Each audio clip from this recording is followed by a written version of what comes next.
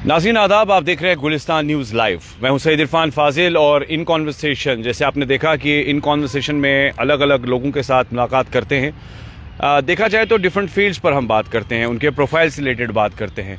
कैसर गनाई साहब हमारे साथ है आज, जो कि एक सियासी कारकुन भी है, साथ ही साथ Jammu Kashmir national conference youth के प्रेसिडेंट भी हैं। इन बिटवीन अगर मैं बात करूं तो साथ ही साथ सियासी मैदान के साथ साथ डीडीसी मेंबर भी है खिंबर को लेकर, जो आज इस स्पेशल कॉन्वर्सेशन में हमारा साथ देंगे। इनके साथ इनकी बातचीत को आगे कंटिन्यू करेंगे, इनके फील्ड से रिलेटेड कुछ बातें होगी। आपका वेलकम गुलिस्तान न्यूज़ में। थैंक यू इरफान साहब। कैसर साहब, सबसे पहले ही जानना चाहूँगा, बचपन से लेकर अगर बचपन की ही बात करें तो आपके ख़ास तौर पर जो तालीमी सफ़र वो कहाँ से शुरू हुआ और ज़िंदगी में क्या कुछ करना चाहते थे आप? जी, ये सियासत में आना एक अलग पहलू है। ये मैं आपको थोड़ा सा वाजिया बात बताऊंगा कि मेरे वालिद साहब जो थे कि उसको हमारे एक लीडर हुआ करते थे, शेख गुलाम कादिर परदेशी साहब जो है, जो नेशनल कॉन्फ्रेंस में एमएलसी भी रहे हैं और डिफरेंट ओहदों पे उसने काम किया। तो उसके साथ एक उसको घरेलू रिलेशन एक थी उसके साथ।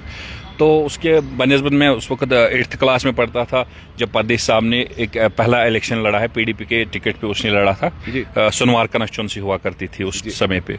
तो उसके बावजूद कि मैं अपने वालिद साहब के साथ चलता रहा, तो उसके बाद मेरे मन में आया कि मैं सियासत में खुद आ जाऊं। फिर उसके बेटे एहसान परदेशी साहब जो आज एनसी लाल चौक कॉन्स्टिट्यूंसी से एमएलए भी रहे हैं, तो उसके साथ मैं चलता था। सोनवार कॉन्स्टिट्यूंसी हमारी रहा करती थी। हमने बहुत काम किया, मिलजुल के हमने काम किया। तो उसने मुझे फिर बताया कि आप आ जाओ फील्ड में। तो मैंने हम ये कह सकते हैं कि बचपन से ही आपको सियासत में आने का शौक था। जी बिल्कुल। अच्छा कसब, ये जानना ये चाहूँगा कि वालिदैन की चाहत रहती थी, ख़ास तौर पे अगर देखा जाए बच्चे को डॉक्टर बनाए, इंजीनियर बनाए या कोई अच्छी जगह पर किसी ओहदे पर अच्छे फाइज हो, तो आपके वालिदैन भी चाहते थे कि आप सियासी मैदान में आए? वालिद साहब नहीं चाहते थे। बेसिकली मैं आपको बताना, मेरे वालिद साहब एक क्लास कॉन्ट्रैक्टर भी थे।